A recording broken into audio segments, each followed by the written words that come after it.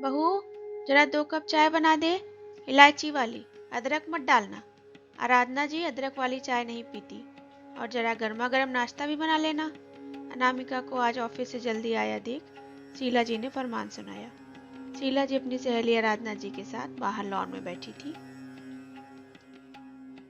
अनामिका एक bank manager है जो सुबह 8 बजे ऑफिस के लिए निकल जाती है और शाम को 6 बजे घर वापस आती है। अनामिका के पति अमित को और भी देर हो जाती है क्योंकि वह फील्ड जॉब में है। उसे घर वापस आने में रात के 9 से 10 बज जाते हैं। दोनों की शादी के 2 साल हो गए हैं, लेकिन अनामिका आज भी अपनी सास शीला जी के साथ सामंजस्य नहीं बैठा पाई है, इसलिए वह अपनी फैमिली प्लानिंग भी नहीं कर पा रहे हैं। आज अनामिका की तबीयत खराब होने से वह लंच टाइम में ही घर आ गई थी।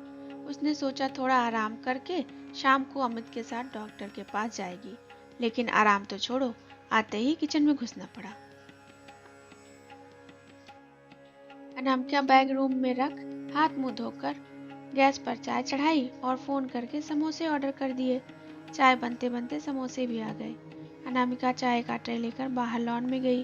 ट्रे में समोसे देख शीला जी अनामिका पर बरस पड़ी। यह क्या, बाहर से समोसे मंगा लिए और ठंडे भी हैं। तुझे कुछ समझ में आता भी है कि नहीं? कुछ घर में ही बना लेती। आजकल की बहुओं को तो काम चोरी की आदत सी हो गई है। आराधना जी की बहू को देख, जब भी मैं जाती हूँ मेरी कितनी सेवा करती है। हमेशा गर्मा गर्म नाश्ता खुद बनाकर खिलाती है। और तू है कि ये बाजार से नाश्ता मंगवा लिए। तेरी माँ ने तुझे कुछ नहीं सिखाया क्या? अनामिका चाय और नाश्ते की ट्रे टेबल पर रख अंदर आ गई, क्योंकि आराधना जी के सामने बोलना कुछ ठीक नहीं समझा। अनामिका चाय का कप लेकर अपने रूम में आ गई कि चाय पीकर थोड़ा आराम कर लूं। सिर दर्द और बदन दर्द से उसकी हालत खराब हो रही थी। उसने चाय के साथ ही एक टैबलेट ली और जैसे ही आंखें बंद की ही थी कि अनामिका अनामिका की आवाज उसके कानों में सुनाई दी। जल्दी से वह रूम से बाहर आई। जी माँ, क्या हुआ? कब से आवाज लगा रही हूँ, सुनाई नहीं देता क्या? नहीं माँ, वो मेरे सिर में। अच्छा, ये सब छोड़। आज रात के खाने में पनीर मसाला, भरवा भिंडी और बैंगन, मटर पुलाव, आलू के पराठे और ठंड में खाने के बाद गाजर के हलवे की तो बात ही कुछ और है। तो मीठे में गाजर हलवा। और हाँ, ज्यादा तीखा मत बनाना। अमित की बुआ की ननद यही पास में अपनी बहन के घर आई हैं। मैंने आज उन लोगों को सपरिवार खाने पे बुलाया है। वह तो आ ही नहीं रही थी। मैंने ही कहा, भाई हमें भी सेवा का मौका दीजिए। कहाँ आप लोग जल्दी आते हैं, उन्हें भी तो पता चले मेरे स्टैंडर्ड के बारे में। शीला जी ने अपना एक और फरमान सुना दिया बिना अनामिका की बात सुने। यह सब सुन अनामिका का सिर घूम गया और बोली, माँ, इतने मेहमानों को बुलाने से पहले मुझे बता तो दिया होता। मेहमान तो छोड़ो, आज तो मैं हम लोगों के लिए भी खाना नहीं बना पाऊंगी। मैं तो शाम को ही मेड से कुछ बनवाने की सोच रही थी। क्या मतलब नहीं बनाऊंगी? अब मैं तुझसे पूछ के करूंगी क्या कुछ? या मेरा घर है, मेरे बेटे ने बनाया है, और तू कौन होती है मुझे बोलने वाली? मैं जो चाहूँ वो करूंगी, मैं जिसे चाहूँ बुलाऊंगी। मैं ही इस घर की मालकिन हूँ। तुझे नौकरी करने की आजादी दी, इसका मतलब यह नहीं कि तू अपना हुक्म चलाएगी मेरे ऊपर।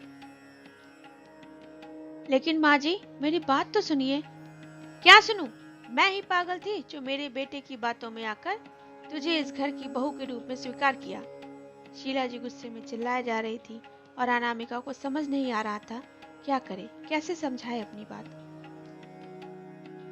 वाह माँ, तो आपको अभी तक इस बात का अफसोस है कि आपने अनामिका को इस घर की बहू के रूप में स्वीकार किया, और बिना अनामिका की बात सुने कि उसने ऐसा क्यों कहा, बिना इस बात को जाने कि आज ऑफिस से जल्दी क्यों आ गई।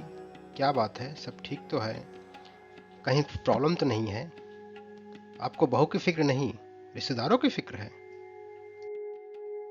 मैं दोपहर में अनामिका के ऑफिस गया तो पता चला कि उसकी तबीयत ज़्यादा खराब होने से हाफ डे लेकर घर चली गई। मैं भी इसलिए जल्दी निकल आया कि अनामिका को डॉक्टर के पास ले जाऊं, लेकिन यहाँ आया तो ये सब हो रहा है। अरे बेटा, तुझे कुछ नहीं पता? यह क्या क्या बोल रही थी? शीला जी अमित को अचानक देख हड़बड़ा गई थी। मुझे सब पता है माँ, मैंने सब सुना। कभी आप में से हम बनकर देखिए, अनामिका के सारे दोष गुणों में बदल जाएंगे। वह रोज हमारा कितना ध्यान रखती है। सुबह ऑफिस जाने से पहले सारा काम करके और शाम को आते समय घर की जरूरत का सामान भी लेकर आती है। तुम्हारी दवाइयों और डॉक्टर का डेट तो मुझे पता भी नहीं है माँ, वह सब अनामिका ही देखती है। तो क्या हम उसकी तबीयत खराब होने पर भी उसका ध्यान नहीं रख सकते? और रही बात गेस्ट की, तो हम आपके सम्मान में कोई कमी नहीं होने देंगे। पराठे और पुलाव मेड से बनवा लेंगे और बाकी मैं बाहर से लेता आऊंगा, लेकिन अभी अनामिका को डॉक्टर को दिखाना ज्यादा जरूरी है। और हाँ माँ, मैं से हम तक का सफर इतना मुश्किल भी नहीं है कि हम कोशिश भी ना करें।